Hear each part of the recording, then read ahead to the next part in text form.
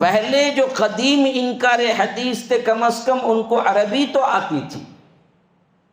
آج کا لطف یہ ہے کہ سب سے بڑا مضحکہ خیز بات یہ ہے کہ ان بدبختوں کو الف با بھی نہیں آتا، دعویٰ ہے کہ ہم قرآن پڑھیں گے۔ قرآن پڑھنے سمجھنے کے لیے بھی ان کو کیا ہے، لینگویج کی ضرورت ہے، وہ ٹرانسلیشن پڑھ کے انکار حدیث ہوئے ہیں۔ ان کو قرآن نہ پڑھنا آتا ہے نہ سمجھنا آتا ہے۔ اب سوال کیا ہے کہ اگر دوسری وحی کوئی اور نے کی سوائے کلام اللہ کے، وہ آیت کہاں ہے جس میں یہ اترا کہ اے رسول تمہاری بیوی نے جو راز تم نے دیا تھا اس راز کو انہوں نے فاش کر دیا؟ وہ کہاں ہے آیت جس میں اس آیت میں تذکرہ ہے؟ میں مضبوط عقائد دیتا ہوں، پھر اس پر تمام چیزیں آپ حل کر لیجئے۔ کوئی پکے سے پکا منکر حدیث پوری پٹی پڑھا کے اسے بھیجا گیا ہو، تبھی بھی ایک لمحے میں اس کو بٹھا دینا۔ میں صرف وہی باتیں کروں گا، فلاں حدیث میں اے ہے نا، فلاں حدیث میں وہ ہے نا، وہ محدثین کا کام ہے۔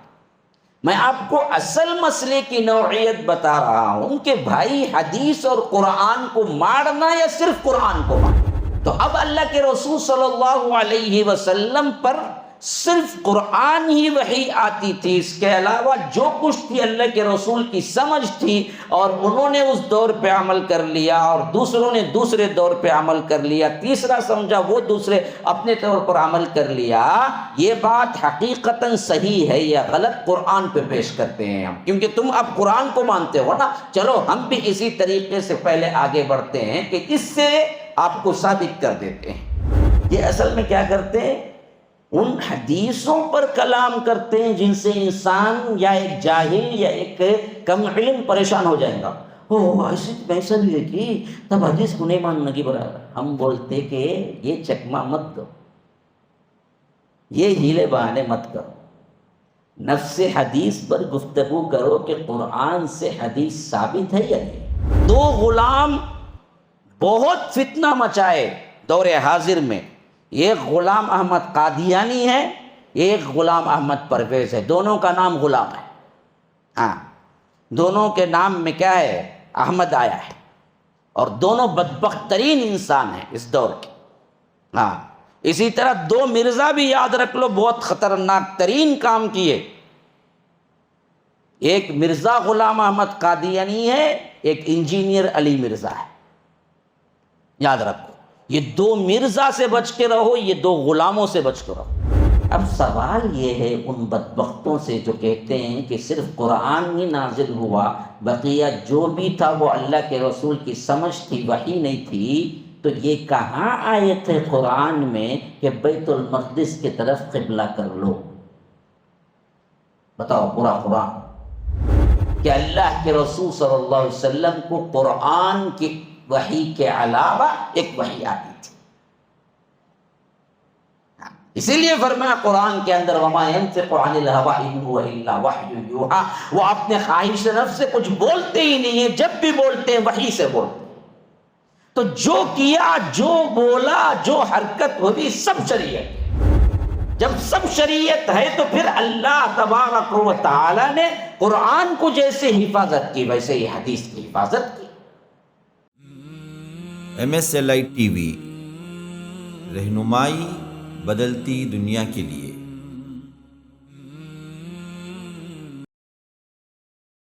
ان الحمد للہ نحمده ونستعینه ونستغفره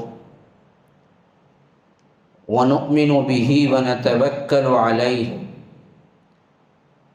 ونعوذ باللہ من شرور انفسنا ومن سیئات اعمالنا، من يهده الله فلا مضل له ومن يضلل فلا هادي له، وأشهد أن لا إله إلا الله وحده لا شريك له، وأشهد أن محمدا عبده ورسوله، أما بعد، فإن خير الحديث كتاب الله، وخير الهدي هدي محمد صلى الله عليه وسلم،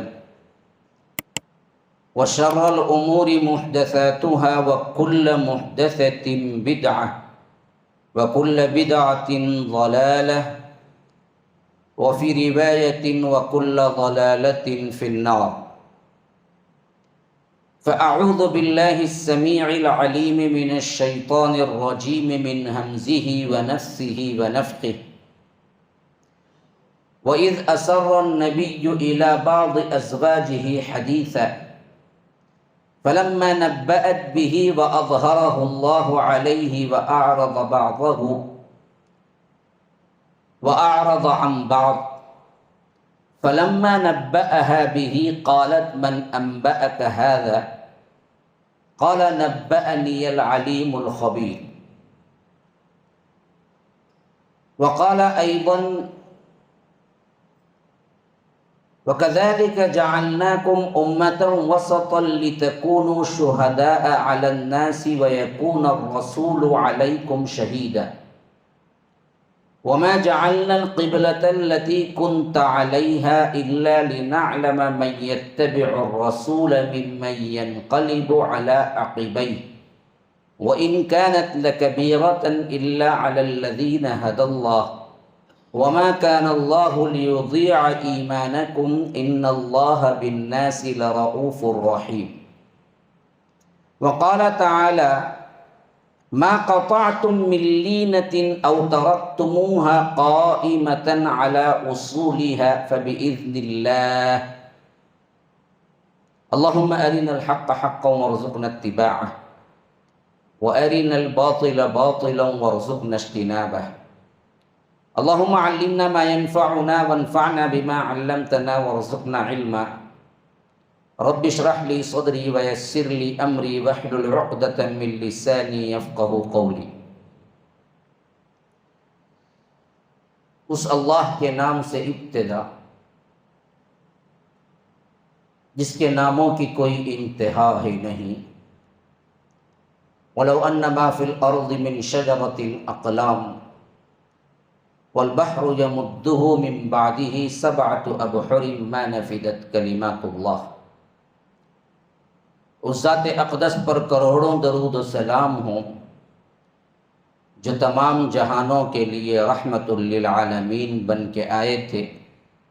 اللہم صلی علی محمد وعلی آل محمد کما صلیت علی ابراہیم وعلی آل ابراہیم انک حمید مجید وبارک علی محمد وعلی آل محمد کما بارکت علی ابراہیم وعلی آل ابراہیم انک حمید مجید. برادران اسلام، واجب الاحترام بزرگوں، دوستوں، عزیز ساتھیوں، اللہ تبارک و تعالی نے اس دین کو نبی مکرم جناب محمد الرسول اللہ صلی اللہ علیہ وسلم کے ذریعے عطا کی.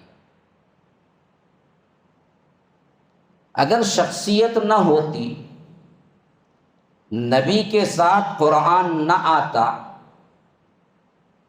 تو تکمیل دین نہ ہوتا. اللہ تبارک و تعالی کے لیے یہ بھی آسان تھا کہ غائبانہ ایک آواز آتی کہ دیکھو لوگو یہ اللہ کا کلام ہے، اس کو پڑھ کے سمجھ جاؤ، کیونکہ خود عرب کے لوگ عربی سمجھتے تھے.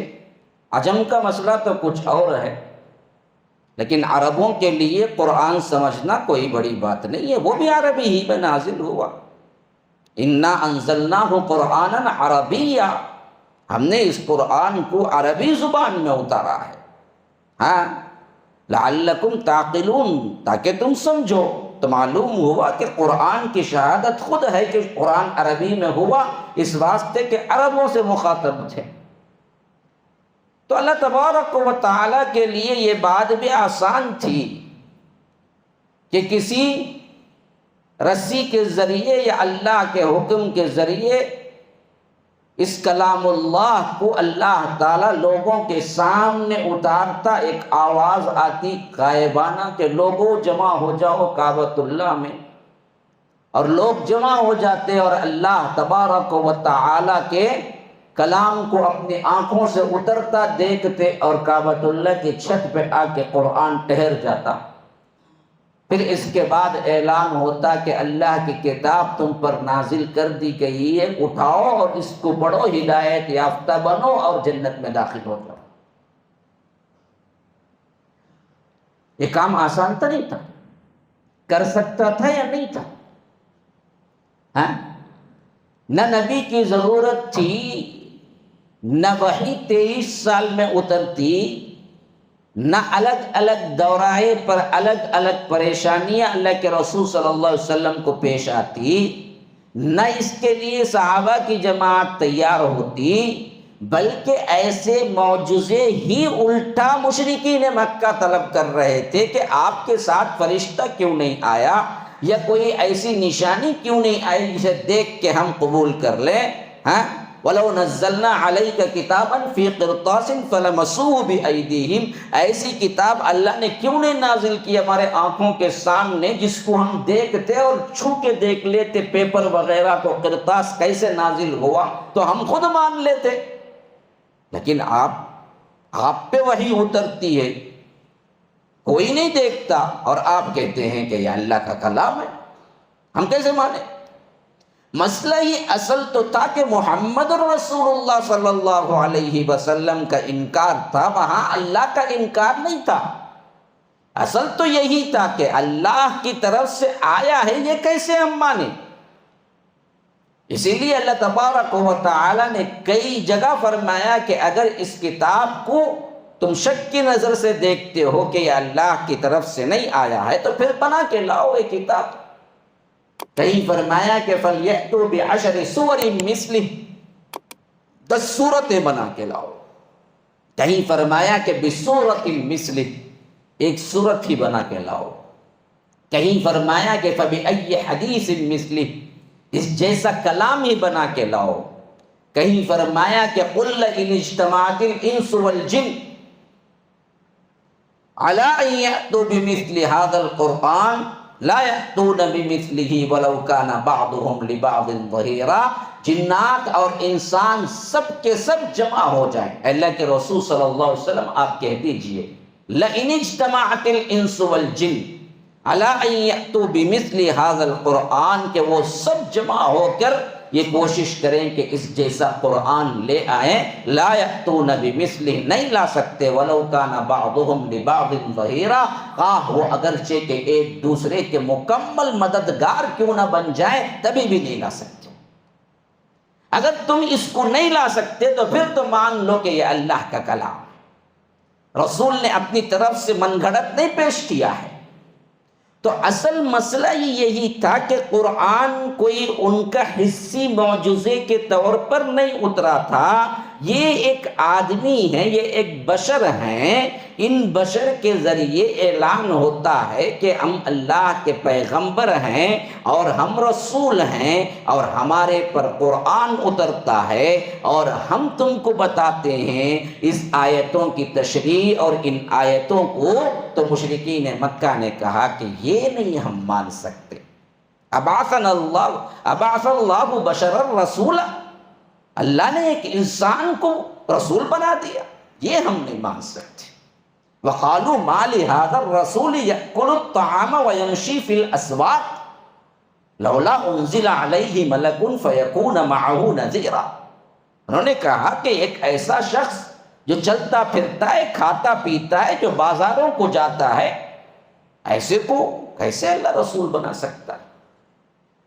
تو ان تمام باتوں سے بات اصل میں آپ کو دینا تھا، تمہید باندھنا تھا کہ مسئلہ یہ نہیں تھا کہ اللہ تبارک و تعالی کی کتاب نازل ہو گئی، مسئلہ یہ تھا کہ اللہ تبارک و تعالی نے ایک انسان کو رسول منتخب کر کے ان کے ذریعے سے کلام اللہ کو دیا، اور یہ کلام اللہ کو پیش کرنا اور سمجھانے کی اتھارٹی جناب محمد رسول اللہ صلی اللہ علیہ وسلم کو دی۔ یہی اصل مسئلہ تھا مشرکین مکہ کا۔ اور آج جس موضوع پر مجھے خطاب کرنا ہے وہ بھی یہی مسئلہ ہے۔ ہمارے بعض وہ لوگ جو عقلی منطق کو سب سے زیادہ اہمیت دیتے ہیں، اور یہ فتنہ آج کا نہیں ہے، یہ قدیم ترین فتنہ ہے جو جدید شکل میں بن کے پھر آیا ہے۔ یہ فتنہ بہت قدیم ہے، انکار حدیث کا فتنہ۔ یعنی انہوں نے کہا کہ دیکھو بھائی، کتاب موجود ہے اور یہ کافی ہے۔ اللہ کے رسول صلی اللہ علیہ وسلم کی حدیث محفوظ نہیں ہوئی، اور ان میں ایسی باتیں ہیں، فلاں ہیں، ہم کیوں مانیں؟ ہم قرآن پڑھیں گے، سمجھیں گے۔ پہلے جو قدیم انکار حدیث تھے، کم از کم ان کو عربی تو آتی تھی۔ آج کا لطف یہ ہے کہ سب سے بڑا مضحکہ کا خیز بات یہ ہے کہ ان بدبختوں کو الف با بھی نہیں آتا، دعویٰ ہے کہ ہم قرآن پڑھیں گے۔ قرآن پڑھنے سمجھنے کے لیے بھی ان کو کیا ہے، لینگویج کی ضرورت ہے، وہ ٹرانسلیشن پڑھ کے انکار حدیث ہوئے ہیں۔ ان کو قرآن نہ پڑھنا آتا ہے نہ سمجھنا آتا ہے۔ پہلے کے تو کم از کم کچھ علم والے تھے جنہوں نے انکار کیا۔ یہ بات کے جو اٹھے نا، یہ کیا ہے، بالکل ہی کورے ہیں علم سے۔ یہ لوگوں کا دعویٰ یہ ہے کہ ہم قرآن پڑھتے ہیں اور قرآن میں جو ہے ہم اس کو مانتے ہیں، قرآن میں جو نہیں ہے ہم نہیں مانتے۔ وجوہات کیا ہیں؟ پہلے تو محفوظ نہیں ہوئی، دوسرا کیا ہے، عجیب عجیب باتیں ہیں جسے عقل نہیں مانتی۔ مثلا حضرت عائشہ کی شادی 6 سال میں، یہ کیسے؟ فلاں حدیث، یہ کیسے؟ فلاں روایت، یہ کیسے؟ اس بات سے ہم نہیں مانتے۔ تیسری بات سب سے اہم ترین یہ ہے کہ قرآن اصل میں کیا ہے، محفوظ ہے، ہم ڈائریکٹ اس کو سمجھ لیں گے، پڑھ لیں گے۔ یہ تمام فتنے ہیں جن کا بیک گراؤنڈ کئی طرح، اور اس میں سب سے بیوٹی کیا ہے نا، اس فتنے کی یوں سمجھو کہ خطرناکی کہہ لو یا بیوٹی کہہ لو، یہ ہے کہ یہ جدید ترین طبقے کو متاثر کرتا ہے۔ پڑھے لکھے لوگ، نوجوان جو مطالعے کا ذوق رکھتے ہیں، جسے پڑھنے کا، ہاں جو ادھر کے رہے نہ ادھر کے رہے کا ان کا مسئلہ ہی نہیں ہے، ان کو منکرین حدیث بھی معلوم نہیں، مسلمان بھی معلوم نہیں، انہیں اس کے اس میں ہے کھا لینا پی لینا، ہفتہ ہوا تو بیکانے کو پھرنا، ادھر ادھر مندہ کھانا، ادھر زعفرانی چائے پینا، اس کے بعد کیا خوش بخوش زندگی گزارنا، اسے تعلق ہی نہیں کیا ہوتا وہ۔ مسئلہ اصل کن کو متاثر کرتا ہے؟ جو سنجیدہ ہو، جو دین کی تلاش ہو، جسے دین کا ذوق ہو، جسے پڑھنے کا کیا ہے ذوق ہو، اور اس کے ساتھ ساتھ اسے کچھ کرنے کی امنگ ہو، امت کی کوئی فکر ہو، ایسے بندوں پر سب سے زیادہ یہ فتنہ حملہ کرتا ہے۔ اور ہمارے نوجوان کیا ہیں، جو بھی کوئی نئی چیز آتی ہے نا مارکیٹ میں، اسے جلدی قبول کر لیتے ہیں۔ یہ آج کا فتنہ نہیں ہے، یہ سب سے پہلے ہی کا فتنہ ہے۔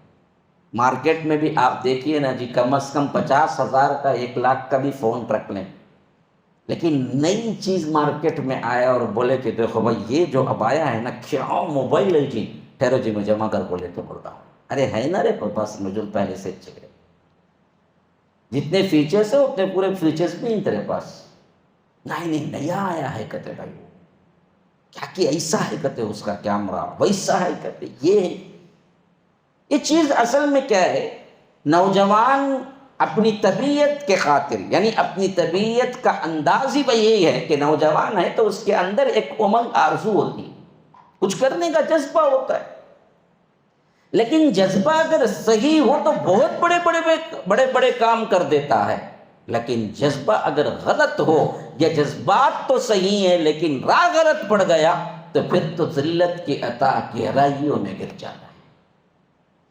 آج یہ ہمارے ہاں پتہ نہیں کہ اس میں بیٹھنے والوں میں کسی کی ذہنیت ایسی ہے یا نہیں ہے، واللہ عالم۔ بہرکیف مجھے جو خطاب اس عنوان پر کرنا ہے وہ اسی پیش نظر کرنا ہے کہ یہاں پر کچھ لوگ ہیں یا فتنہ یہاں بڑھ رہا ہے، یا اس طرح کے لوگ فتنہ پھیلا رہے ہیں، جن کا مدعا یہ ہے کہ حدیث کو مت مانو، قرآن کو مانو۔ اب سوال کیا ہے، یہاں سے میری بات شروع ہو رہی ہے کہ کیا قرآن اور حدیث الگ الگ دو چشمے الگ ہیں، بالکل ڈیفرنٹ؟ نہیں، دونوں ایک ہی کے پاس سے آئے ہیں۔ اصل عقیدہ کیا ہے ہمارا؟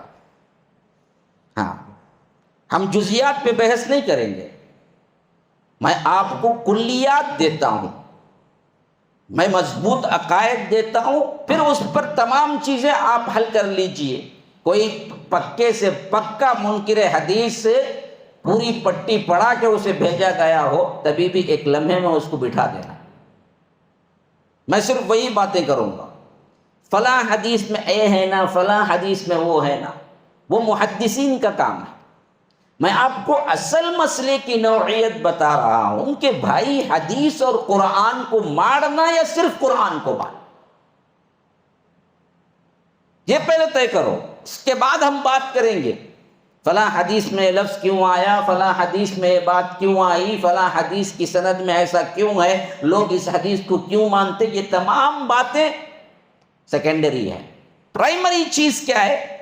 اصول بتاؤ کہ پہلے قرآن اور حدیث لا ہے، قرآن اور حدیث دین ہے، قرآن اور حدیث قانون ہے، یا صرف قرآن ہے؟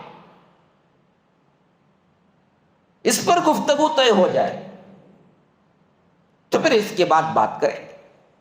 اگر کہنے والا منکر حدیث یہ کہتا ہے کہ نہیں جی قرآن صرف ہے، قرآن اور حدیث لا نہیں ہے، قانون نہیں ہے، دین نہیں ہے، تو اس سے ہمارے سوالات یہ ہوں گے۔ ہم قرآن سے آپ کو ثابت کرتے ہیں کہ حدیث ہے، تم قرآن کو مانتے ہو نا، حدیث کو نہیں مانتے ہو نا، کوئی مسئلہ نہیں۔ اب ہم حدیث کی بات نہیں کریں گے، ہم صرف قرآن ہی کی بات کریں۔ قرآن کو تو ماننے کا تم نے کیا کر دیا، اعلان کیا ہے۔ اب لوگوں کو دھوکہ نہ دو، قرآن کو جب بھی ماننا کہا گیا وہاں مراد حدیث کو ماننا ہوتا ہے۔ قرآن اور حدیث ہی اصل ہے، کیونکہ اللہ نے حدیث کو بھی حدیث کہا، قرآن کو بھی قرآن کو بھی حدیث کہا۔ جیسے ابھی میں نے آیتیں پڑھی، فَلْيَأْتُوا بِحَدِيثٍ مِثْلِهِ، اس جیسا قرآن لے آؤ۔ اللہ نے قرآن کو حدیث کہا، آیت ثابت ہے۔ اللہ کے رسول کی بات کو بھی حدیث قرآن نے کہا، جو ہم نے ابھی آپ کے سامنے تلاوت کی سورہ تحریم کی، وَإِذْ أَسَرَّ النَّبِيُّ إِلَىٰ بَعْضِ أَزْوَاجِهِ حَدِيثًا، حدیث آ گئی وہ بات، نبی نے اپنی بیویوں میں سے کسی بیوی سے بات کی۔ اللہ کے رسول صلی اللہ علیہ وسلم کی بات کو نص سے، قرآن سے ثابت ہے کہ قرآن نے حدیث کہا، اور اللہ کے رسول صلی اللہ علیہ وسلم پر اتارا گیا قرآن حدیث ہے۔ قرآن کے اندر ثابت ہے کہ اللہ تبارک و تعالی نے قرآن کو حدیث کہا۔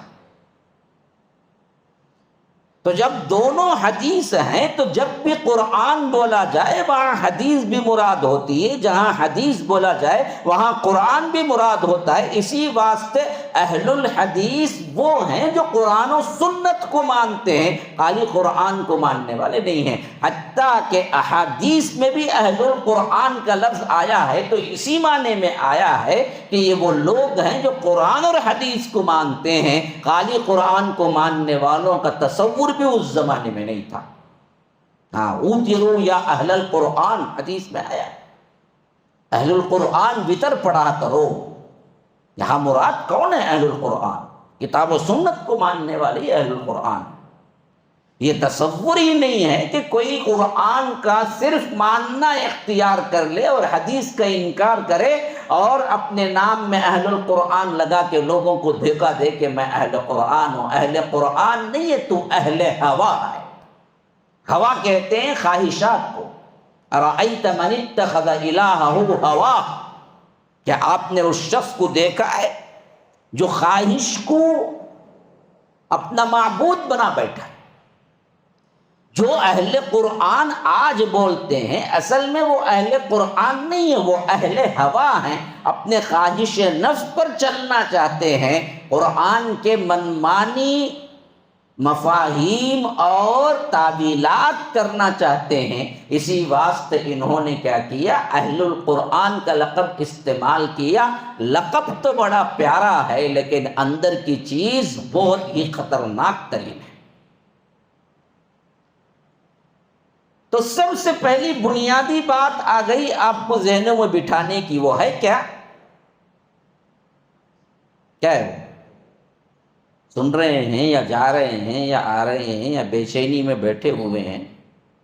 مجھے پتا تو چلنا چاہیے کہ کم از کم 10-15 افراد تو دھیان دے رہے ہیں، تو پھر تو میں بات کو مکمل کروں گا۔ بے دھیانی میں آپ سنیں گے تو پھر تو ایک کو ایک بنا دیں گے۔ سننا ہے مضمون آپ کو، نہیں کچھ رسمن بیٹھ گئے ہیں کہ بس کیا ہے کچھ بیان ہو رہا ہے۔ مضمون بڑا اہم ہے اور تحقیقی ہے، یہ نہیں کہ آئے گئے بس کچھ باتیں کہہ دی۔ مجھے اس مضمون کو مکمل آپ کو سمجھانا ہے تو آپ سمجھنے کو تیار ہیں، نہیں ایسے ہی بیٹھے ہیں کہ عشاء تک کا وقت گزار کے نکل جائیں۔ کیا بولتے ہیں؟ تو بات سمجھے آپ، میں کیا کہا پہلے؟ سمجھے کیا بھائی؟ ہاں نہیں سمجھے؟ سمجھے؟ کچھ بھی نہیں بولتے؟ سمجھے؟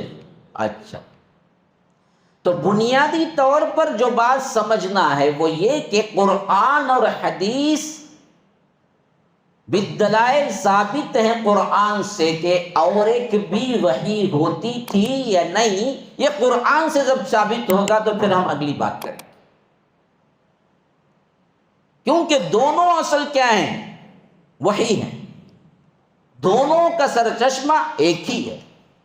دیکھیے اوپر ٹنکی ہے، وہاں آپ نے پانی بھر دیا، اب نیچے ٹیپ لگا دیے بہت سے، اور کوئی بندہ کہتا ہے کہ دیکھو جی یہ جو ٹیپ سے پانی آ رہا ہے وہ دراصل اس ٹیپ والا تو بالکل الگ ہے، اور دوسرے ٹیپ میں جو آ رہا ہے پتہ نہیں وہ کہاں، ہم کو پتہ نہیں ہے، وہ تو ٹینک سے نہیں آ رہا ہے۔ تو آپ کیا بولیں گے؟ پاگل تھوڑی ہو گیا ہے، یہ ٹینک اوپر ہے اسی سے کنیکشن، یہ پورے ٹیپ میں پانی آ رہا ہے۔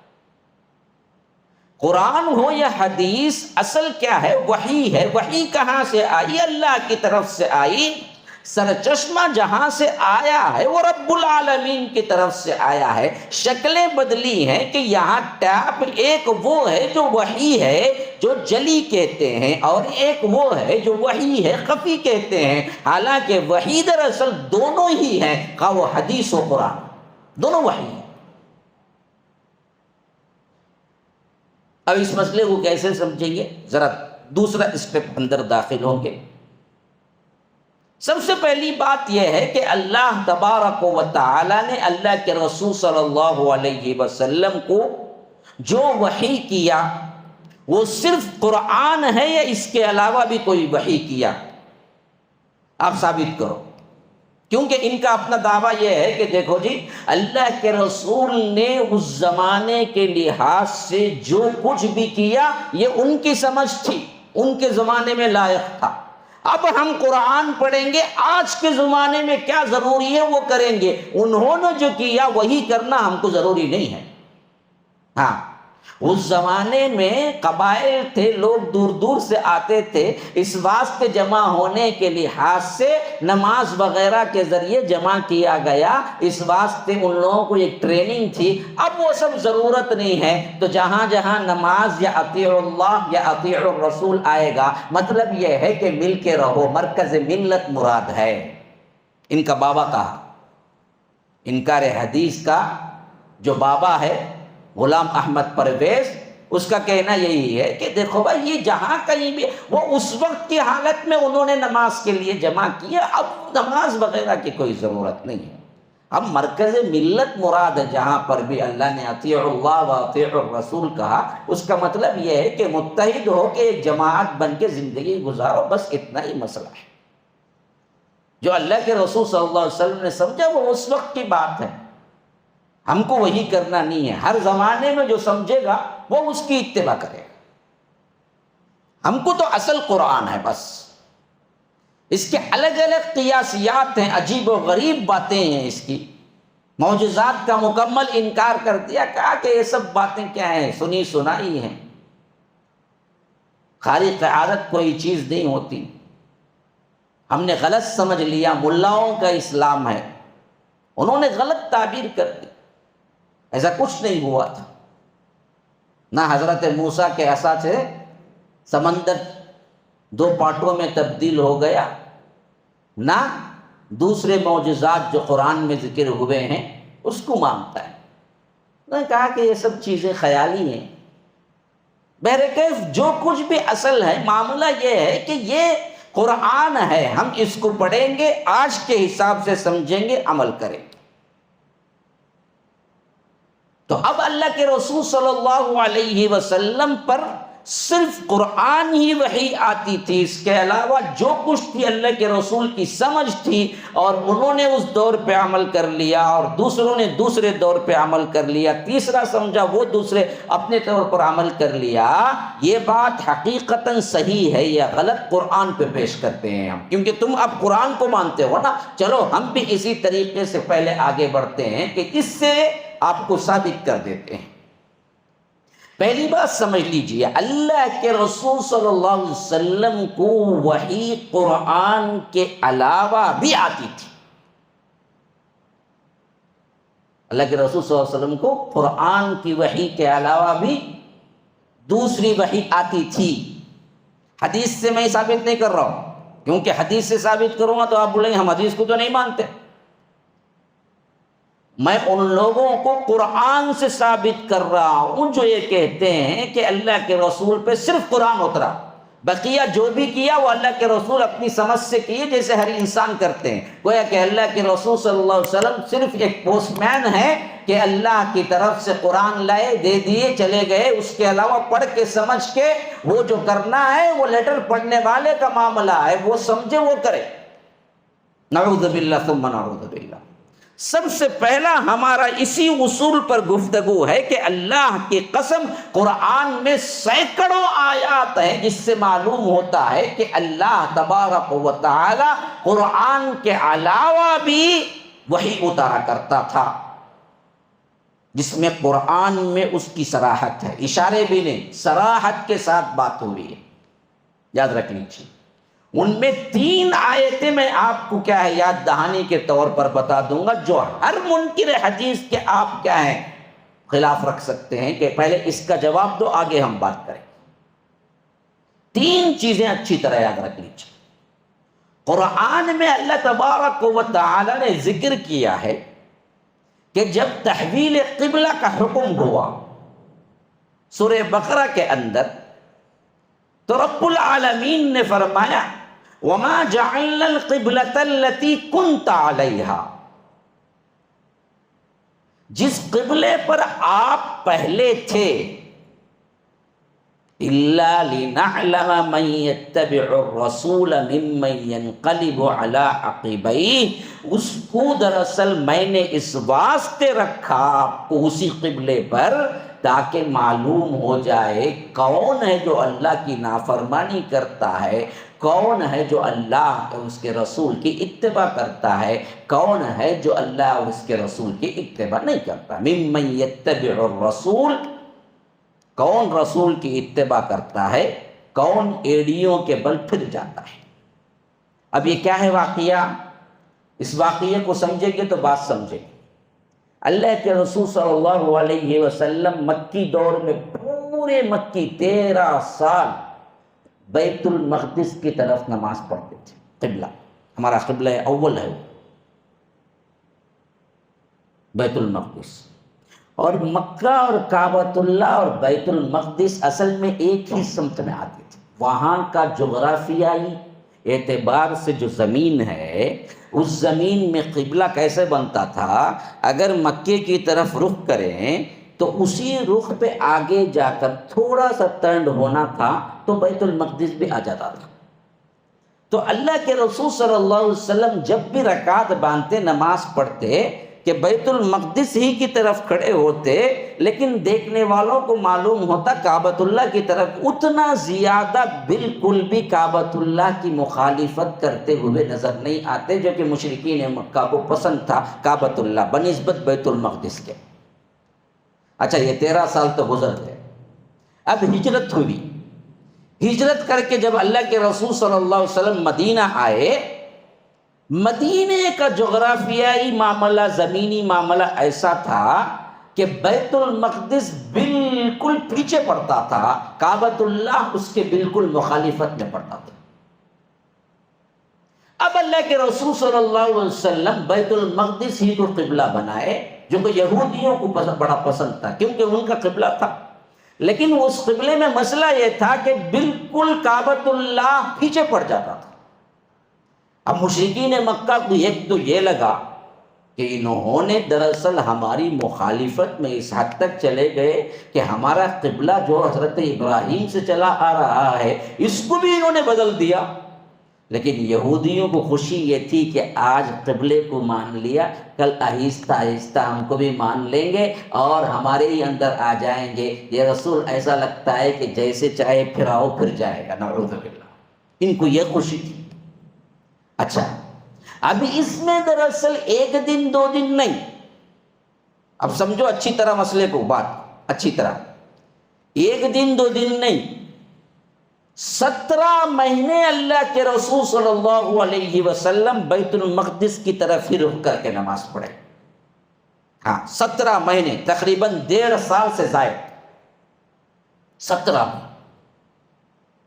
17 مہینوں کے بعد اللہ تبارک و تعالی نے حکم دیا، اور وہ بھی نماز میں۔ بعض روایتیں ہیں کہ نماز عصر تھی، حتیٰ کہ قبلتین نام کی مسجد آج بھی موجود ہے، لیکن علماء اس پر کلام کیے ہیں کہ وہی اتری تھی یا نہیں، اس پر کچھ کلام ہے، لیکن ابھی بھی سعودیہ میں آپ چلے جائیں، قبلتین نام کی مسجد آپ کو مل جائے گی، جہاں پر اللہ کے رسول صلی اللہ علیہ وسلم نماز پڑھا رہے تھے، تو وہیں پر اصل میں قبلے کی تحویل کا حکم ہوا، یا نہیں تو کوئی اور تھے جو جماعت کرا رہے تھے تو قبلے کی تحویل کا حکم ہوا تو وہاں پر تحویل قبلہ ہوا، یا نہیں تو یہ بھی روایتیں ہیں کہ اللہ کے رسول صلی اللہ علیہ وسلم نماز ہی میں تھے، قبلے کی تحویل کا حکم ہوا تو اللہ کے رسول پورا لمبا چکر کاٹ کے، جیسے کعبۃ اللہ آپ کو پیٹ کے پیچھے پڑتا تھا، اللہ کے رسول گھوم کے ایسے ہو گئے کہ کعبۃ اللہ کی طرف۔ حکم کیا آیا؟ حکم آیا قد نرى تقلب وجهك في السماء فلنولينك قبلة ترضاها فول وجهك شطر المسجد الحرام۔ اللہ کے رسول صلی اللہ علیہ وسلم آپ کا بار بار جو اٹھا کے نظریں آسمان کی طرف دیکھ رہے ہیں، قد نرى تقلب وجهك في السماء، کب حکم آئے گا تحویل قبلہ کا؟ اللہ کے رسول کو بھی خواہش تھی کہ اللہ تعالیٰ قبلہ کعبۃ اللہ کر دے، تو اللہ نے کہا کہ اب ہم آپ کو حکم دیتے ہیں فَلَنُوَلِّيَنَّكَ قِبْلَةً تَرْضَاهَا فَوَلِّ وَجْهَكَ شَطْرَ الْمَسْجِدِ الْحَرَامِ، اب مسجد حرام کی طرف اپنا رخ موڑ لو۔ تو اللہ کے رسول صلی اللہ علیہ وسلم نماز ہی کی حالت میں مڑ گئے۔ اب سوال یہ ہے کہ اللہ کہتا ہے کہ اس سے پہلے جو بیت المقدس کی طرف رخ کر کے آپ نماز پڑھتے تھے، مکے کے 13 سال اور مدینے کے 17 مہینے، اس کو بھی ہم نے ہی حکم دیا۔ وَمَا جَعَلْنَا الْقِبْلَةَ الَّتِي كُنْتَ عَلَيْهَا، جس پر آپ پہلے قبلے پر تھے وہ بھی ہمارے ہی طرف سے تھا، اس واسطے ہم نے بتایا آپ کو کہ اس قبلے کی طرف رخ کرو، إِلَّا لِنَعْلَمَ مَن يَتَّبِعُ الرَّسُولَ، کہ ہم یہ جان لیں کہ کون ہے رسول کی اتباع کرنے والا ہے یا اپنے خواہشات نفس کی اتباع کر کے روگردانی کرنے والا ہے۔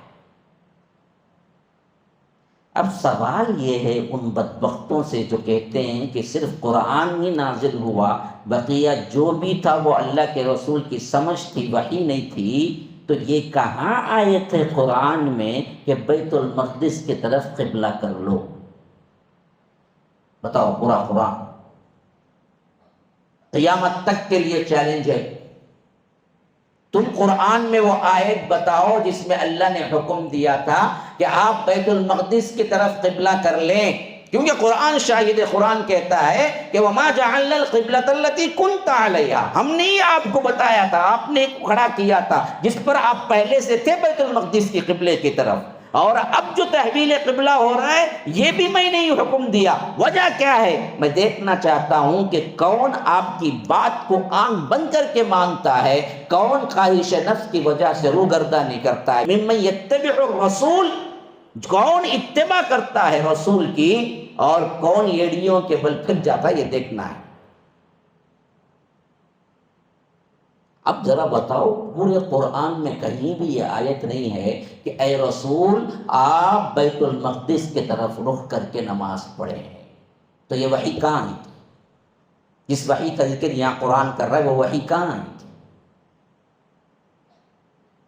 جب اللہ کے رسول اپنی عقل سے کر رہے تھے سب کچھ، قرآن ہی صرف وحی تھا، تو اب یہ قبلہ رخ جو نمازیں پڑھی آپ نے 17 مہینے مدینے کی اور مکے کی پوری زندگی میں، وہ حکم کہاں؟ جب ماننا پڑے گا قرآن کہہ رہا ہے یہ حکم بھی ہم نے ہی دیا تھا، تو وہ بھی وحی ہی تھا، وہ وحی تھی، وہ وحی خفی تھی، یہ جلی تھی، یہ جلی ہم پڑھتے ہیں، خفی حدیث ہے۔ وحی کے دو اقسام، ایک ہے وحی جلی جس کو پڑھنے کا حکم دیا گیا، ایک ہے وحی خفی جو اللہ کے رسول صلی اللہ علیہ وسلم پر نازل ہوتا تھا، اور اللہ کے رسول صلی اللہ علیہ وسلم اس مراد کو اپنے الفاظ میں بیان کرتے تھے، وہی تو حدیث ہے۔ اگر دوسری وحی کا انکار کرتے ہیں تو پھر یہ ثابت کریں کہ وہ جو پہلا حکم آیا وہ کہاں گیا؟ قرآن میں تو نہیں ہے وہ پہلا حکم، ثابت کرو۔ قیامت تک ثابت نہیں کر سکتے۔ اصول یاد رکھ لو ہمیشہ، اس اصول پر لے آنا، بیکار کے جھگڑے نہیں کرنا۔ اب انہیں بولیں گا یہ حدیث میں دیکھو حضرت عائشہ کی عمر 6 سال تک ہے، اس وقت شادی کر لیا، ہمیں مانیں گے کیا؟ ہم بولتے کہ پہلے یہ حدیث پہ گفتگو بعد میں کریں گے، تم رکھو، تم پہلے یہ سمجھاؤ کہ قرآن اور حدیث دو الگ الگ وحی تھے، یہ ایک ہی ہے، وہ ثابت کرو پہلے، پھر بعد میں دوسری باتیں پوری۔ جب تم مان لیے کہ دوسری بھی وحی ہے جو حدیث کہلاتی ہے، تو پھر حدیث پہ ہم گفتگو کریں گے۔ پہلے یہ مانو کہ دو وحی ایک ہی تھے، وہ اصل میں ایک قرآن ہے ایک حدیث ہے، بس دونوں اللہ ہی کی طرف سے ہیں، اور اس کا ثبوت قرآن ہے۔ ثابت نہیں کر سکتے تو پھر تمہیں ماننا پڑے گا کہ دوسری وحی آئی جس کی حفاظت حدیث کی شکل میں، مسئلہ ہی ختم۔ یہ اصل میں کیا کرتے ہیں؟ ان حدیثوں پر کلام کرتے ہیں جن سے انسان یا ایک جاہل یا ایک کم علم پریشان ہو جائے گا۔ ایسا بھی لکھی تب حدیث کو نہیں ماننے کی برابر۔ ہم بولتے کہ یہ چکما مت دو، یہ ہیلے بہانے مت کرو، نفس حدیث پر گفتگو کرو کہ قرآن سے حدیث ثابت ہے یا نہیں۔ ہاں، وہاں سے ان لوگوں کے چولے کیا ہو جاتے ہیں، ڈھیلے پڑ جاتے ہیں۔ ایک پہلا اصول۔ دوسرا اصول سمجھو، اللہ تبارک و تعالی فرماتا ہے سورہ تحریم 66 سورہ نمبر، آیت نمبر تقریباً 3 جو میں نے ابھی خطبے میں پڑھی، وَإِذْ أَسَرَّ النَّبِيُّ إِلَى بَعْضِ أَزْوَاجِهِ حَدِيثًا فَلَمَّا نَبَّأَتْ بِهِ وَأَظْهَرَهُ اللَّهُ عَلَيْهِ۔ اللہ تبارک و تعالی کہتا ہے کہ یاد کرو، وَإِذْ أَسَرَّ النَّبِيُّ، نبی نے اپنی بیویوں میں سے کسی بیوی سے خاص بات کی راز کی۔ أَسَرَّ النَّبِيُّ إِلَى بَعْضِ أَزْوَاجِهِ حَدِيثًا۔ اب کیا ہو گیا؟ نبی نے اپنی کسی بیوی سے راز کی بات کی اور کہا کہ دیکھو یہ راز فاش نہ کرو، یہ خاص بات ہے، تم سے کہہ رہا ہوں۔ قرآن کی آیت، وَإِذْ أَسَرَّ النَّبِيُّ إِلَى بَعْضِ أَزْوَاجِهِ حَدِيثًا فلما نبأت به وأظهره الله عليه عرف بعضه وأعرض عن بعض فلما نبأها به قالت من أنبأك هذا قال نبأني العليم الخبير.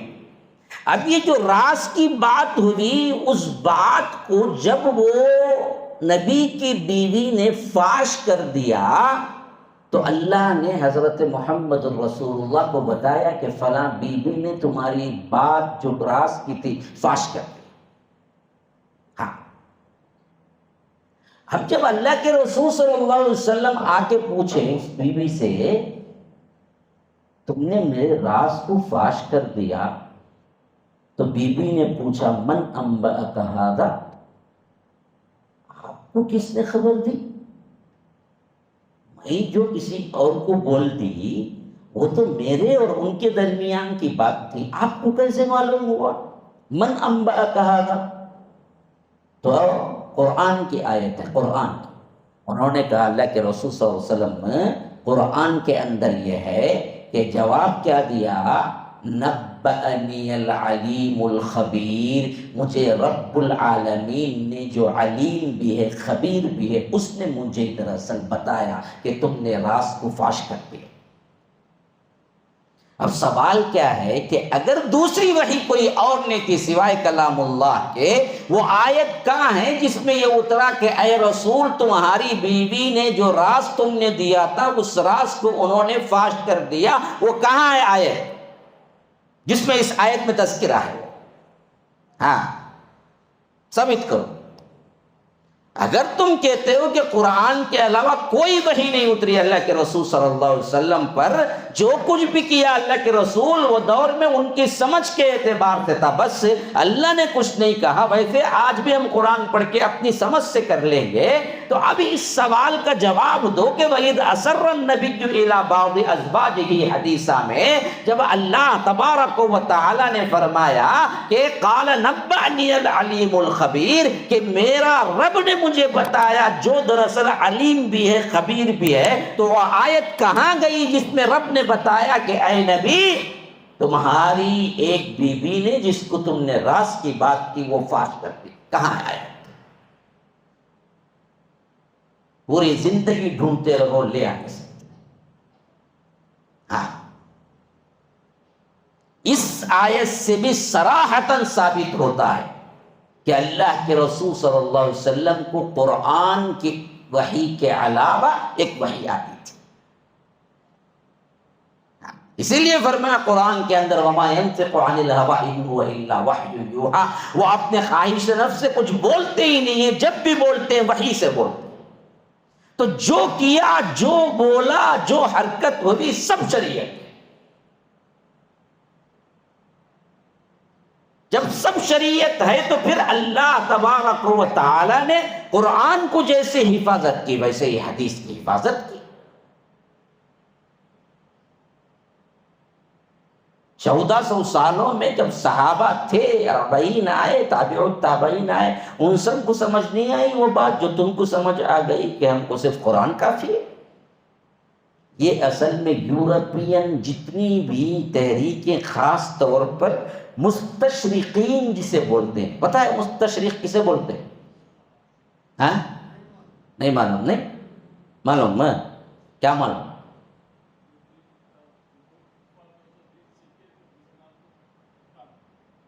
یہ بھی ایک تعریف ہے. دین سیکھ کے وہ مسلمان نہیں، وہ یہودی ہوں یا نصرانی ہوں، لیکن دین سیکھ کے دین کو غلط طریقے سے پیش کرنا اسے کہتے ہیں مستشرق. ہاں، یہ 1800 سے بہت زیادہ اپنی تحریک بڑھائے. مستشرقین ہی کے اصل میں یہ سب چیزیں کارنامے تھے.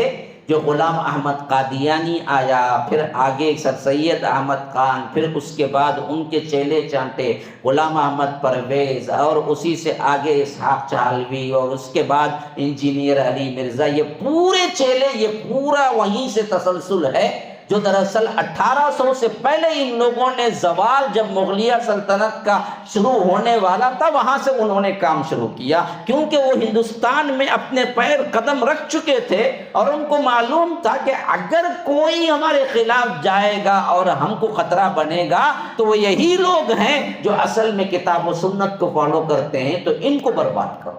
عام مسلمانوں سے بھی انہیں خطرہ نہیں تھا اتنا، ان کو خطرہ جو تھا وہ اہل الحدیثوں سے تھا، ہاں، بلکہ یوں کہہ لیجیے ہر وہ کتاب و سنت کو ماننے والوں سے تھا جو صحیح کتاب و سنت اور منہج سلف پہ چلتے تھے۔ اسی واسطے علماء حدیث خاص کر صادق پور جو نام سے وہاں پر موجود ہے گاؤں، ان کے تو تمام کے تمام علماء کو انہوں نے کالے پانی کی سزا دی، سب سے خطرناک ترین سزا تھی وہ ہندوستان کی کالے پانی کی سزا۔ ہاں، سب سے زیادہ علماء جو مارے گئے، پھانسی پہ لٹکائے گئے انگریزی دور میں، وہ علماء اہل حدیث ہیں۔ یہ تاریخ آپ نے پڑھی نہیں ہے، نہیں سمجھ سکتے، لیکن اصل میں یہ پورے کارستانیاں انہی کی ہیں جو جدید طبقے کو متاثر کرنے کے لیے اسلام کو اچھی طرح جانے، پڑھا، اور وہاں سے انہوں نے تلاش کیا کہ کیسے ذہنوں میں داخل کر کے لوگوں کو اسلام سے بزدل کرنا ہے، پھر اپنے چیلے چانٹے بنائے اور اپنے آپ کو اسلام کے مطابق یا اسلام کے بہترین عالم لوگوں میں متعارف کروائے، اور ایسے مسلمان لوگوں کو اندر لیے جو ذہین و فطین تھے لیکن اصل منبع ان کو نہیں ملا تھا۔ ادھر ادھر کا جو یہ لوگ لٹریچر لکھے، کیونکہ انگریزی زبان ان کی بن گئی تھی حکومت میں آنے کی وجہ سے، تو جو ذہین و فطین تھے ان کے کتابوں سے متاثر ہوئے، لیکن پیدائشی مسلمان گھرانوں کے تھے۔ ان بدبختوں نے اور زیادہ جلتی پہ تیل کا کام کیا، انہوں نے کیا کر دیا، کتابیں تو اصل اسلاف کی نہیں پڑھی بلکہ ان کی کتابوں سے سراسر پورا اسلام لیا، اور ان کے اٹھائے گئے جتنے بھی سوالات تھے اس سے متاثر ہو کر یا انہیں جوابات دینے کی وجہ سے، یا یوں سمجھ لیا کہ انہی پر سب سے زیادہ بوجھ ہے ان جوابات کو دینے کا، تو انہوں نے کیا کر دیا، جو چیزیں یہ سوال اٹھائے جس کا جواب انہیں بن نہیں پڑا تو انہوں نے کیا کر دیا، انکار ہی کرتے چلے، جس کی سب سے بڑی مثال آج بھی حضرت عائشہ کی عمر کی، ہاں آج بھی ہے۔ مثلا آج کے دور میں آپ کو کوئی غیر مسلم مل جائے، اب ذرا کیا کرو گے، ادھر ایک طرف محبت رسول ہے، ادھر بخاری کی حدیث ہے، حضرت اماں عائشہ سے اللہ کے رسول صلی اللہ علیہ وسلم نے 6 سال میں نکاح کیا، 9 سال میں رخصتی ہوئی، 18 سال میں بیوہ ہوئی، بالکل صحیح حدیث۔ ابھی اس دور کے اعتبار سے انہیں پوچھتا ہے کیا جی تمہیں اپنی بیٹی کو دیں گے کہ 6 سال کی کسی کو، لیکن تمہارے نبی کیے نا ایسا، اب جواب بن نہیں پڑا۔ اور پھر پہلے سے کیا ہے، ان مستشرقین کا لٹریچر پڑھ کے وہ پہلے سے بکھرا ہوا ہے، پریشان ہے، تو اس نے کیا سوچا، جواب نہیں بن پڑ رہا ہے، کریں گے کیا، حدیث کو مار توڑا۔ حدیث کو مانے بولے تو نہیں پوچھیں گا میرے سوال، اسلام کی محبت میں ہی، حالانکہ ان کو وہ سمجھانے کی ذمہ داری نہیں کی گئی، بعض لوگ پھسلے تو اسلام کی محبت میں ہی پھسلے، لیکن آگے جاتے جاتے جاتے جاتے کلی اسلام سے نکل گئے، خواہش نفس کی پیروی آ گئی، ارے یہ تو بہت اچھا ہے نا معاملہ، مسلمان کا مسلمان رہو اور نعرہ لگاؤ اہل قرآن کا، اور جو چاہے کرتے رہو، نماز کی ضرورت نہیں، میوزک حلال ہے، شراب حلال ہے، اور اسی طرح دوسرے جو بھی چیزیں ہیں سب حلال ہیں، اور جو چاہے کرو، اور اس کے ساتھ ساتھ کیا ہے، بالکل مسلمان بھی رہو، حدیثیں جتنی آئی ہیں سب کو اٹھا کے پھینکو، یہ سب نہیں ہے قرآن میں، یہ سب نہیں ہے، یہ سب نہیں ہے، یہ سب نہیں ہے، جیسے چاہے زندگی گزارو۔ یہ ہوا اصل مسئلہ ان کے ساتھ۔ تو مستشرقین نے اصل میں اس طور پر پھیلا دیا، حالانکہ اس بات کی وضاحت کرنے کی ضرورت نہیں بھائی، حضرت عائشہ کی شادی رضی اللہ عنہا 6 میں ہوئی، 9 میں رخصتی ہوئی، کرنے کی ہی ضرورت نہیں. کیوں بولو؟ کیوں جی؟ ابھی کون بھی بول کے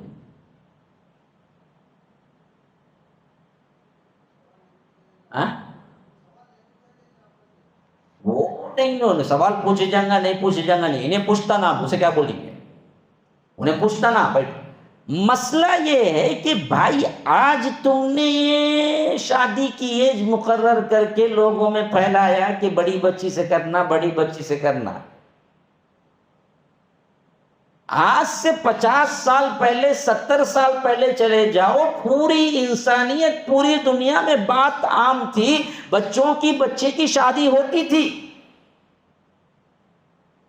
گاندھی جی کی شادی کب ہوئی؟ 13 سال میں ہوئی. گاندھی جی کو شہید ایکس میں پکڑ لو، چل جاؤ. اور بیوی کیا تھی؟ 11 سال کی بھی نہیں تھی. جاؤ پڑھو، ہسٹری پڑھو. اب کے دور کے مرزا غالب کی شادی کب ہوئی؟ 13 سال اس وقت ان کو. اسد اللہ غالب جو مشہور ہیں شاعر، ان کی شادی بھی 13 سال. 13 12 10 شادی کی عمر ہوتی تھی، اور بچیوں کی 9 یا 6 یا 7 یا 8 ہو جاتی تھی. اگر بالغ نہیں ہوتی تھی بچی، جب شادی کرتے تھے تو رخصتی بالغ ہونے کے بعد رکھ لیتے تھے. اتنا مسئلہ، وہ مسئلہ کچھ ہے ہی نہیں. یہ عام تھا، پوری دنیا میں یہ رواج تھا. بچی چھوٹی ہوتی تھی تو باپ سے پوچھتے، بھائی بیٹی دیتے ہیں؟ اور دے تو جی، کر لیتے تھے، شادی ہو جاتی. اسلام نے بھی اسے باقی رکھا. اسلام میں بھی ہے، اب بھی ہے. بچی بالغ ہی نہیں ہوئی نہ کہے شادی کریں. ارے بیوقوف، شادی کرنے کا مطلب یہ نہیں کہ کیا ہو جائے، صحبت بھی ہو جائے. شادی کرنے کا مطلب یہ ہے کہ نکاح میں آ جائے. رخصتی تم بالغ ہونے کے بعد رکھ لے سکتے ہو. ہاں، جیسا آج کے زمانے میں نسبت بولتے، منگنی. اس زمانے کی شادیاں جو ہوتی تھی نابالغ بچیوں سے، وہ منگنی کی طرح تھی. وہ اس میں رخصتی نہیں ہوتی تھی. اسی واسطے اماں عائشہ جب نابالغ تھی 6 سال کی عمر میں، تب شادی ہوئی، لیکن رخصتی نہیں ہوئی. صدیق اکبر کے گھر ہی میں تھی وہ. پھر ہجرت ہوئی، پھر مدینہ آئے.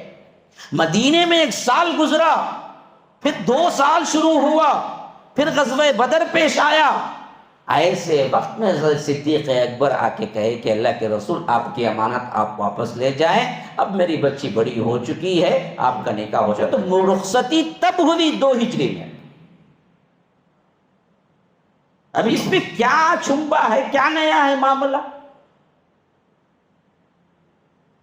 ابھی اس میں چکما کہاں دیا گیا، ذہن کہاں پھرایا گیا؟ 6 سال میں شادی ہوئی. وہ شادی وہ ہے جو آج ہم نسبت بولتے یا منگنی بولتے.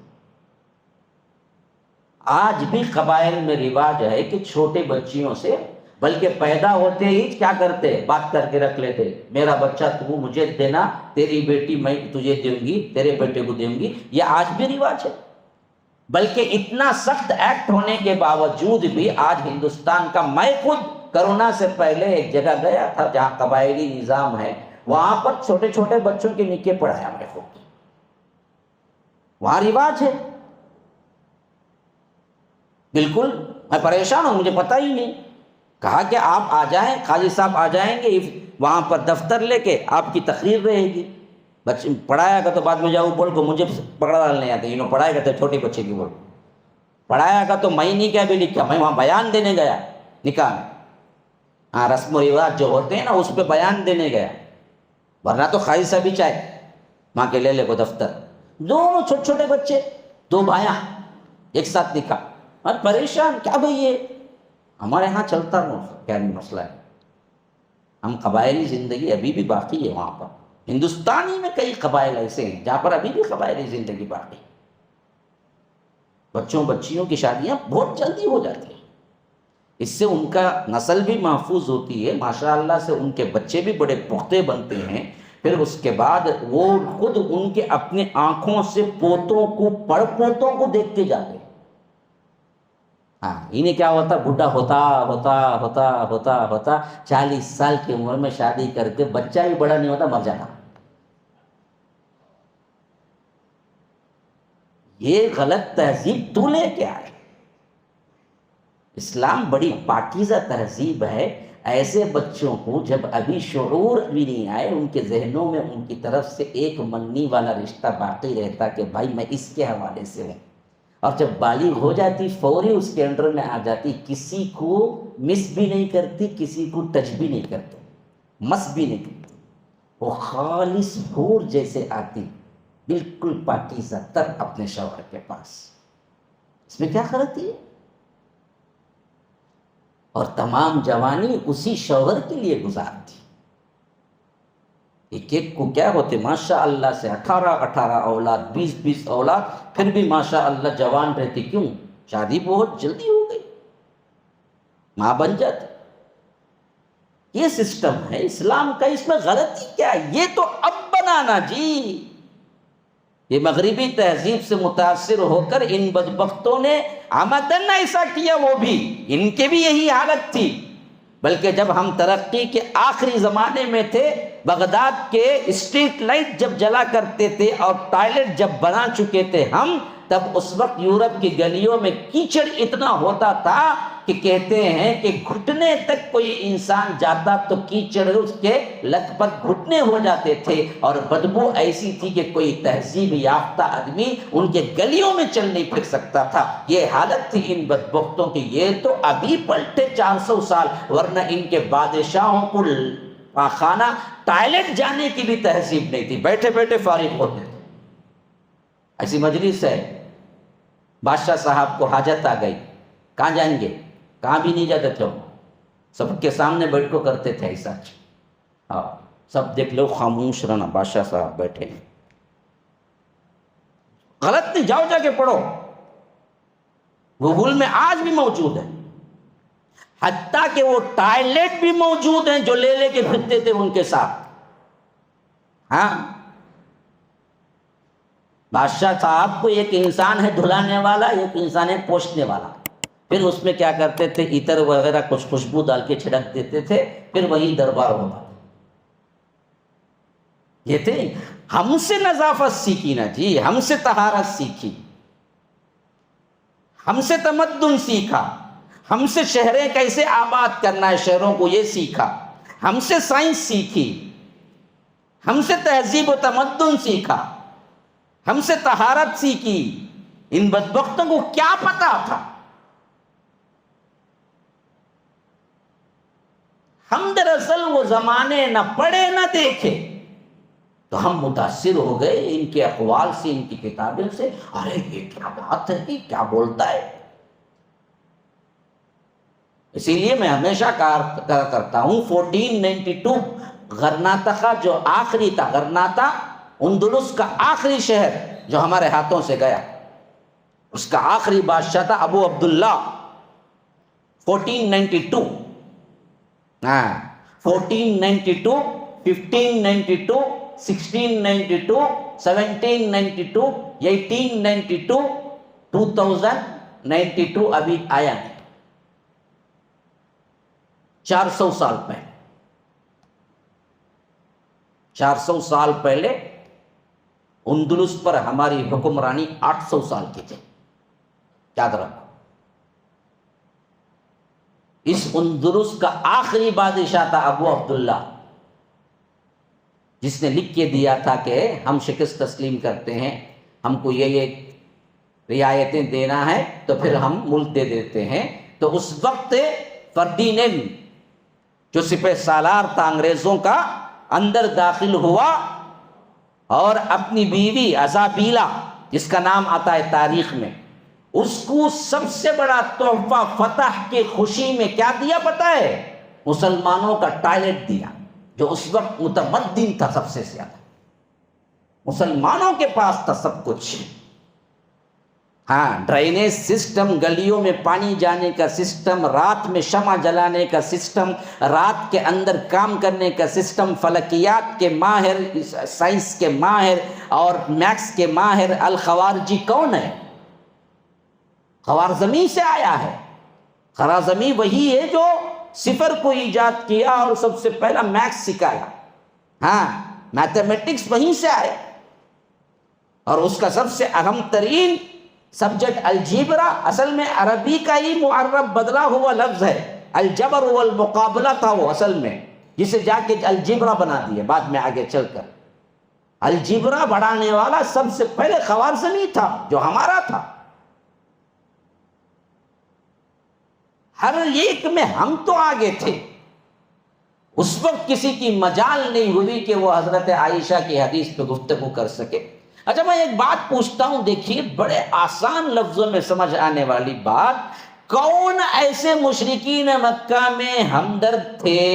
کم از کم آخری درجے میں بھی کوئی ایسا تھا کہ اللہ کے رسول کوئی برائی کریں، کوئی غلطی کریں معاشرے کے اعتبار سے، اور وہ لوگ رحم کھا کے چھوڑ دیں؟ ایسا کوئی ایک تھا؟ وہ تو جان کے دشمن بنے بیٹھے تھے نا جی۔ ایک ایک بات مل جاتی اسے پروپیگنڈا کر کے پوری دنیا میں پھیلا دے گا، اور پوری دنیا اور پورے لوگوں میں غلط معاملہ اور غلط اور بد کردار ثابت کرنے کے لیے بیٹھے ہوئے تھے۔ تو جب حضرت عائشہ کی شادی 6 سال میں ہوئی تو مشرکین نے کیوں نہیں زبان ہلائی کہ تم نے اپنی چھوٹی بچی کو کر لیا؟ یہ نبی تو ایسا ہے کہ جب 6 سال کو کر لیا، نہیں بولے نا؟ ایک مشرک زبان نہیں ہلائے، کیا وجہ تھی؟ کیا وجہ تھی؟ بالکل پوری انسانیت مانتی تھی، غلط کوئی بات نہیں تھی، اور اسلام نے اسے برقرار رکھا۔ یہ بھی بات سمجھ جاؤ، اسلام نے اسے برقرار رکھا۔ جیسے حج زمانے جاہلیت میں بھی ہوتا تھا، عمرہ زمانے جاہلیت میں بھی ہوتا تھا، اسے اسلام نے بھی برقرار رکھا، بس اس کے اندر کی جو غلطیاں تھیں اس کو نکال دیا۔ ہاں، عرفے کو نہیں جاتے تھے مکے کے لوگ کہتے تھے کہ ہم بڑے عزت والے، ہم کم عرفے کو جائیں؟ جو لوگ آئیں گے حجاج وہ عرفے کو جا کے آئیں۔ تو اللہ نے کہا کہ نہیں، حج میں عرفہ سب سے اہم ہے، مکے کے ہوں باہر کے ہوں سب کو عرفہ جانا ہے۔ جو اس کے اندر غلطیاں تھیں اس کو نکال دیا، حج بھی باقی رکھا، عمرہ بھی باقی رکھا۔ ویسے ہی چھوٹے بچے کی شادی کا مسئلہ، جو اس میں غلطیاں تھیں اس کو نکال دیا۔ وہ کیا غلطیاں تھیں؟ سب سے اہم ترین مسئلہ یہ ہوتا تھا کہ بچیوں کو شادی کر کے ان کی جائیداد جب دبا لیتے تھے۔ اللہ نے کہا کہ نہیں، ایسا خطرہ ہے تو پھر شادی کرو نہ۔ ہاں، میری بات نہیں ہے، سورہ نساء پڑھ جائیے، اللہ تبارک و تعالیٰ فرماتا ہے فَإِنْ خِفْتُمْ أَلَّا تُقْسِطُوا فِي الْيَتَامَى فَانْكِحُوا مَا طَابَ لَكُم مِّنَ النِّسَاءِ مَثْنَىٰ وَثُلَاثَ وَرُبَاعَ۔ دیکھو تم چھوٹی بچیوں کو، یتیم بچیوں کو اپنے نکاح میں لا کر ان کی وراثت کو دبانے کا خیال ہے تو ان سے نکاح نہ کرو، ان سے نکاح کرو جن کو تم دوسری عورتوں کو، جو وہ یتیم بچیاں نہیں ہیں، ان سے نکاح کرو، 1 نہیں 2 نہیں 3 نہیں 4۔ یہ 4 کا جو مسئلہ ہے نا جی، وہ اس وقت آیا جب یہ حفاظت کرنا تھا۔ تو یہ تمام معاملات اصل میں کیا ہیں؟ ہم نہ ماضی کو جانتے ہیں، نہ ہم کو مسئلے ہم کو معلوم ہے، نہ علم ہے ہمارے پاس، تو ہم کیا کرتے ہیں؟ یہ مستشرقین کی اٹھائی ہوئی باتوں کو لے کر بڑا اچھلتے ہیں کہ ارے بھائی یہ حدیث میں یہ بات کو ہم کیسے جانیں، حالانکہ یہ بات کچھ بھی غلط نہیں ہے، آج بھی نہیں ہے۔ اللہ نے اس کے اندر اچھائی ہے تبھی رکھا کہ آج بھی ہو سکتی ہے، نہیں تو تم کو قرآن سے بھی انکار کرنا پڑے گا، یاد رکھو، تمہیں قرآن سے بھی انکار کرنا پڑے۔ اگر تم صرف اس بنیاد پر حدیث عائشہ کا انکار کرتے عمر کے سلسلے میں کہ حضرت عائشہ نے 6 سال میں اللہ کے رسول نے نکاح کیا، یہ ہم مان نہیں سکتے، اس واسطے ہم بخاری کو نہیں مانتے ہو، تو پھر تو تم قرآن کو بھی نہیں ماننا پڑے گا، کیونکہ قرآن کے اندر یہ آیت ہے سورہ طلاق کے اندر وَاللَّائِي يَئِسْنَ مِنَ الْمَحِيضِ مِن نِّسَائِكُمْ إِنِ ارْتَبْتُمْ فَعِدَّتُهُنَّ 3 أشهر وَاللَّائِي لَمْ يَحِضْنَ۔ جو اپنی حیض سے مایوس ہو چکے ہیں، یا عیسیٰ جسے کہتے ہیں، اس عمر کو پہنچ گئی ہیں جہاں پر حیض آنا ختم ہو جاتا ہے، 50-55 60 کے قریب، وہ عورتوں کو حیض نہیں آتا پھر اس کے بعد۔ فرمایا کہ واللائی یئسن من المحیض من نسائکم، ان عورتوں کو جن عورتوں کو حیض آنا چھوڑ دیا گیا، یعنی وہ یائسہ ہو گئی، بوڑھی ہو گئی، ان کو طلاق دو، اور ان بچیوں کو بھی جن کو ابھی حیض نہیں آیا 3 مہینے۔ یہ آیت کو بھی نکالو، پھر قرآن کو بھی انکار کرو، غلطی ہے تو اٹھاؤ بے طلاق، اٹھاؤ دے، بتاؤ۔ اللہ کہتا ہے ان کو طلاق دو، کن کو؟ جن کو بوڑھے ہو کر حیض آنا ختم ہو گیا۔ تو کتنا دینا ان کو؟ 3 مہینے۔ کتنے بھائی؟ 3 مہینے طلاق کی مدت۔ ہیں؟ ان کو بھی 3 ہی مہینے، جن کو ابھی حیض نہیں آیا۔ حیض نہیں آیا تو کسے کیا بولتے ہیں؟ اسے بچی بولتے یا لڑکی بولتے؟ کیا بولتے جی؟ بچی بولتے بھی، چھوٹی بچی، اسے اتنا حیض نہیں آتا، حیض آنا شروع ہوا تو انہیں بالغ ہو گئی۔ تو گویا قرآن صاف بتاتا ہے کہ جسے ابھی بالغ نہیں ہوئی اس کی شادی بھی تمہیں کر سکتے ہیں، طلاق بھی دے سکتے، ہاں شادی بھی کر سکتے، طلاق بھی دے سکتے۔ ہاں یہاں ارے تم تحریم اٹھائے نا بھائی، طلاق اٹھاؤ۔ میں ایسے ہی نہیں کہہ رہا ہوں، جاؤ جا کے آپ پڑھو۔ دیکھیے آیت نمبر 4 دیکھ لیں، واللائی یئسن من المحیض من نسائکم ان ارتبتم فعدتہن 3 اشہر واللائی لم یحضن۔ صاف آ گئی بات؟ 4 لم یحضن، 4 جس کو حیض نہیں آیا اس کو شادی کر کے طلاق دینا ہے تو بھی 3 مہینے طلاق کے، اس کی 3 مہینے عدت ہے اسے۔ وہ بچی جو ابھی بالغ بھی نہیں ہوئی، اس سے نکاح بھی ہو سکتا ہے، اسے طلاق بھی دیا جا سکتا ہے۔ جب تم یہ لا کے کہتے ہو کہ حدیث کا انکار میں کرتا ہوں کہ بدبخت کو کہنا ہے، پھر تو قرآن سے یہ آیت بھی نکال، ضرورت ہے تیری؟ تو اصل میں شریعت کو سمجھے نہیں، لوگ پڑھتے نہیں ہیں، علماء سے علم حاصل نہیں کرتے ہیں۔ کوئی شک پیدا ہوا تو صحیح طور پر اس کا جو سورس ہے ان سے رجوع نہیں کرتے ہیں، مستشرقین کی لکھی ہوئی کتابوں سے دراصل کیا کرتے ہیں؟ علم حاصل کر کے چیختے ہیں۔ تو یاد رکھیے، پہلی حدیث، پہلی بات جو میں نے بیان کی وہ ہے کہ قرآن بھی اللہ کی طرف سے، حدیث بھی اللہ کی طرف سے، وحی صرف قرآن کی نہیں اتری، حدیث کی بھی اتری۔ اس کی پہلی دلیل سورہ بقرہ کی قبلے والی آیت، دوسری دلیل یہ آیت جو میں نے ابھی آپ کے سامنے بیان کیا سورہ تحریم کی، کہ وَإِذْ أَسَرَّ النَّبِيُّ إِلَىٰ بَعْضِ أَزْوَاجِهِ حَدِيثًا فَلَمَّا نَبَّأَتْ بِهِ وَأَظْهَرَهُ اللَّهُ عَلَيْهِ عَرَّفَ بَعْضَهُ وَأَعْرَضَ عَنْ بَعْضٍ فَلَمَّا نَبَّأَهَا بِهِ قَالَتْ مَنْ أَنبَأَكَ هَٰذَا قَالَ نَبَّأَنِيَ الْعَلِيمُ الْخَبِيرُ، کہ اللہ تبارک و تعالی نے مجھے اطلاع دی۔ وہ اطلاع کہاں ہے؟ اس سے معلوم ہوا حدیث ایک دوسری بھی آتی تھی، رہی ایک دوسری بھی آتی تھی جو اللہ کے رسول صلی اللہ علیہ وسلم کو آتی تھی، اور جب اللہ کے رسول اس کو بیان کرتے تھے تو اپنے الفاظ میں بولتے تھے، وہی حدیث ہے۔ اور تیسری دلیل سورہ مجادلہ کی، فرمایا سورہ مجادلہ ہے یا سورہ حشر ہے، ما قطعتم من لینة او ترکتموها قائمة على اصولها فبإذن اللہ۔ یہ غزوہ تھا بنو نذیر۔ اس غزوے میں جب اللہ کے رسول صلی اللہ علیہ وسلم محاصرہ کر لیے تو یہ ہوا کہ اطراف و اکناف میں باقاعدہ بہترین کھجور کے درخت تھے، لین اسی کو کہتے ہیں، کھجور کے درختوں کو کہتے ہیں۔ جب یہ محاصرہ لمبا ہوا تو اللہ کے رسول صلی اللہ علیہ وسلم، حضرت ابن عمر روایت کرتے ہیں کہ اللہ کے رسول صلی اللہ علیہ وسلم نے ہمیں فرمایا کہ بعض درختوں کو جلا دو، بعض کو کاٹ دو، تاکہ یہ لوگ محاصرے سے باہر آئے، ان کو نقصان پہنچے۔ تو صحابہ نے وہی کیا، بعض کو کاٹ دیا اور بعض کو کیا کیا، چھوڑ دیا یا بعض کو جلا دیا۔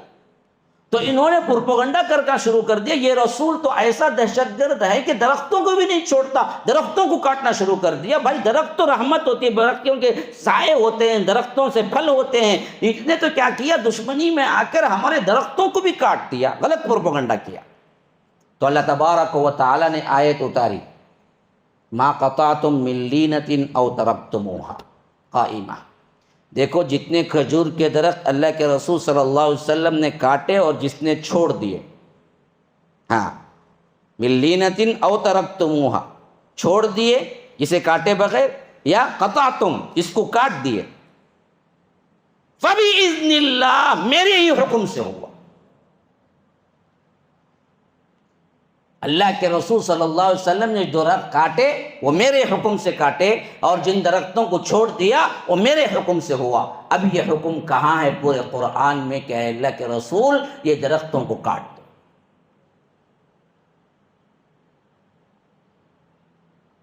کہیں بھی نہیں۔ تو وہی کہاں آئی تھی جس میں اللہ کے رسول کو حکم ہوا کہ آپ درختوں کو کاٹ دو؟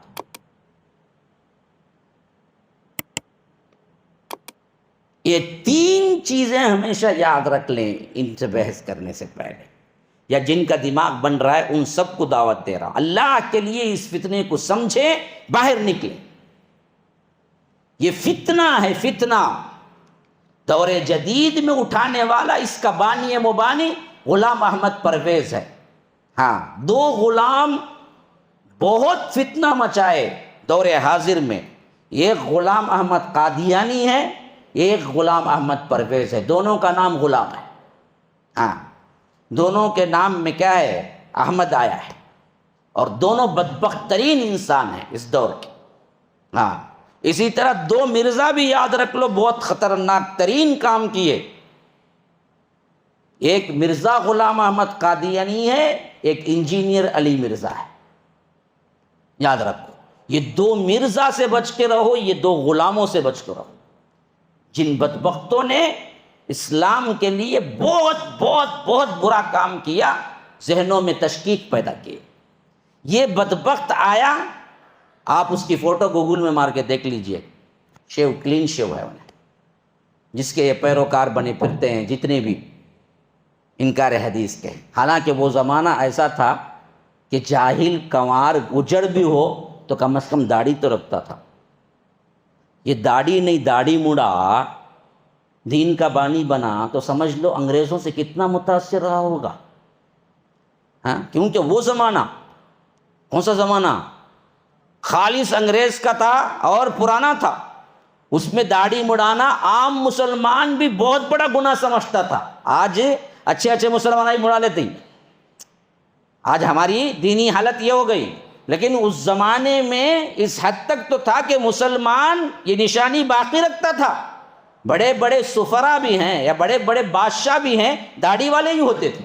آپ دیکھو مغلیہ سلطنت کے بادشاہوں کے چہرے داڑھیوں سے ہوتے تھے، بڑے بڑے لوگ بھی۔ وہ زمانہ جب یہ پیدا ہوا 1903 میں، اور یہ مرا 1980 پر 5 میں لاہور میں مرا۔ جب پیدا ہوا اس وقت غیر منقسم ہندوستان تھا، ہندوستان، پاکستان، بنگلہ دیش سب مل کے ایک ہی ہندوستان جو تھا، اس وقت پیدا ہوا یہ، ہاں 1903 میں۔ لیکن جب پاکستان بنا تو وہاں چلا گیا، وہاں جا کے سب سے زیادہ کام کیا، پرچہ نکالا طلوع اسلام کے نام سے، گویا کہ نیا اسلام طلوع ہو رہا ہے، طلوع اسلام کے نام سے پرچہ نکالا اور اسی کو تحریک بنایا، اسی کے لیے سب چیزیں کیا، اور اسی پر جماعت بنائی جو آج اسی کے چیلے بنے پھرتے ہیں۔ اور یہ مردود مرا 1980 پر 5 میں لاہور میں۔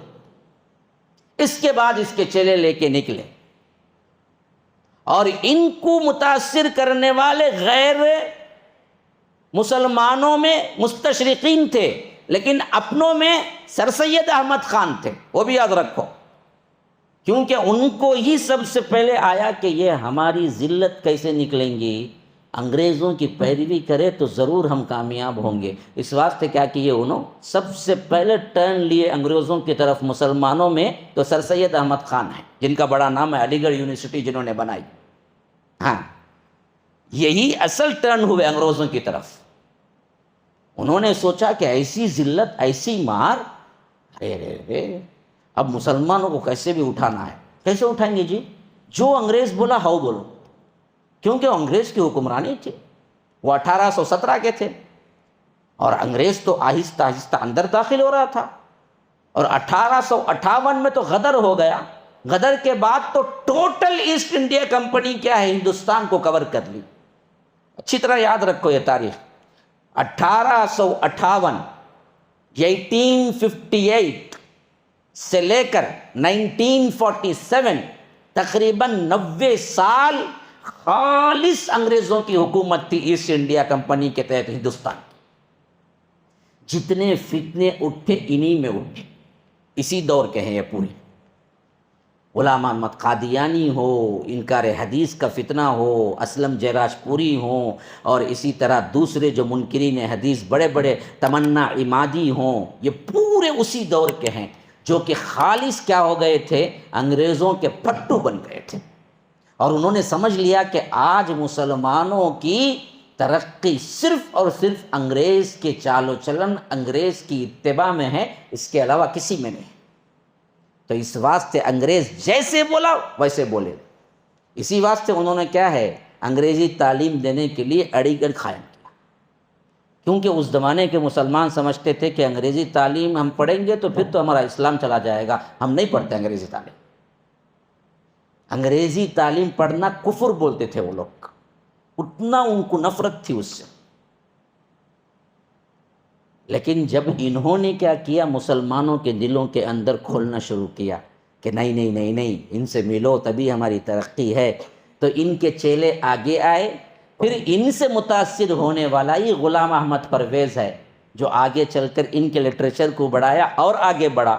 پھر اس سے آگے بڑھ کے آنے والے ہی یہ سب چھوٹے چھوٹے آج کے اس کے بیٹے ہیں، جو سمجھتے ہیں کہ ہم انکار حدیث کر کے بڑی اسلام کی خدمت کر رہے ہیں۔ اصل میں کیا ہے، پکی جہالت ہے، اور اسلام کا اصل روح اور اصل طریقے کو منہدم کر رہے ہیں۔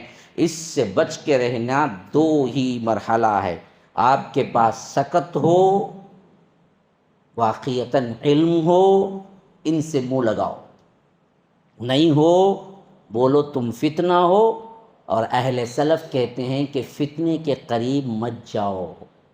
جان بوجھ کے مجھے کیا بھی نہیں ان سے اچھا بات کرنا تھا بول کے جا کے اندر گرو نہ کو، الگ ہٹ جانا انہیں آتے ہی، نہیں میں بحث کرتا نہیں کرتا ہوگا، میں سمجھا تو نہیں سمجھتا ہوگا، چاپی نے نہیں آتا ہوگا۔ یہ اہل سلف کا عقیدہ۔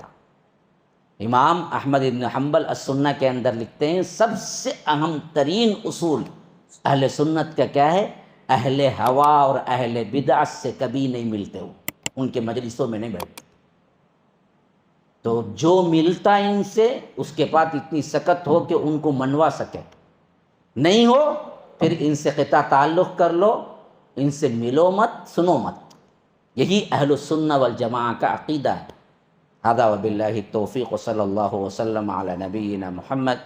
اسأل اللہ لی ولکم ولسائر المسلمین من کل ذنب فاستغفروه انه هو الغفور الرحیم۔ والسلام علیکم ورحمۃ اللہ وبرکاتہ۔ MSLI TV، رہنمائی بدلتی دنیا کے لیے۔